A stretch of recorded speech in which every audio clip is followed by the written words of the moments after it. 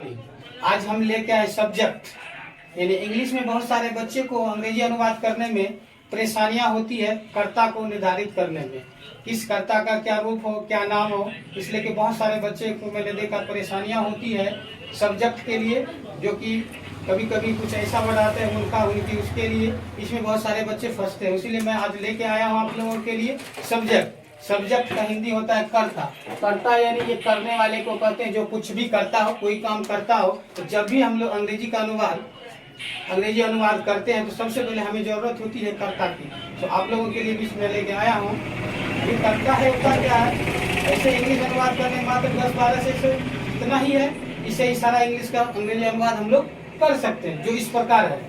ये है आई हम लोग उस समय फिक्स करते हैं जहाँ उसका हिंदी हम लोगों को मिले मैं खा रहा हूँ, मैं जा रहा हूँ, मैं कुछ कर रहा हूँ। तो मैं का जो इंग्लिश होगा आपका, ये आई होता है। इसमें बहुत सारे बच्चे सब्जेक्ट में फंस जाते हैं अंग्रेजी अनुवाद करने में। तो दूसरा है आपका ही मीन्स होता है वह यह जो होता है यह पुरुष जाति के लिए है। ही मीन्स वह पुरुष जाति के लिए। अगला है सी जो होता है, सी का मतलब भी वह होता है, लेकिन वह होता है स्त्री जाति के लिए। जैसे वह जाति है, तो जाति या स्त्री का जहाँ बोध होता है वहाँ उस जगह पर हम लोग वहाँ का ही के जगह सी का प्रयोग करते हैं। फिर आपका नेक्स्ट टॉपिक है दिस मीन्स होता है यह जो होता है सजीव वस्तुओं के लिए भी होता है और पास की वस्तुओं के लिए होता है। दिस मीन्स यह पास की वस्तुओं के लिए या सजीव कोई वस्तु उनका जब निर्धारण करते हैं, संबोधन करते हैं, तो हम लोग दिस का प्रयोग करते हैं। नेक्स्ट है आपका डेट मीन्स होता है वह जो होता है ये निर्जीव जाति के लिए, कोई निर्जीव वस्तुआं हो उसको दर्शन, या कोई दूर में वस्तु रखी हुई हो उसके लिए हम लोग वह का प्रयोग डेट का कर सकते हैं। नहीं तो डेट वह तीनों चीज, वह मीन्स पुरुष जाति के लिए ही भी होता है, सी भी होता है और डेट भी होता है। तो डेट का प्रयोग हम लोग वही करेंगे जहाँ कोई वस्तु निर्जीव हो या कोई वस्तु दूर में रखी हुई हो, उसके लिए निर्जीव वस्तु के लिए हम लोग करते हैं, निर्जीव जाति के लिए।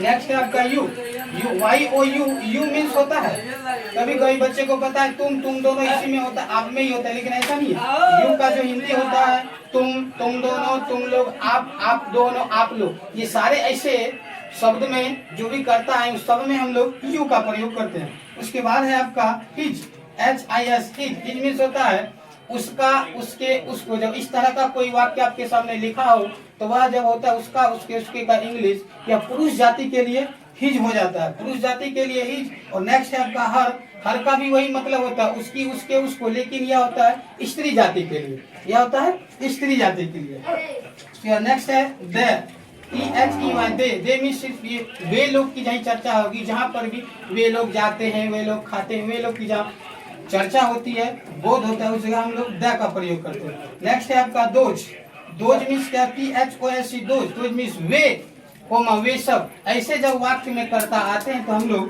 दोज का प्रयोग करते हैं।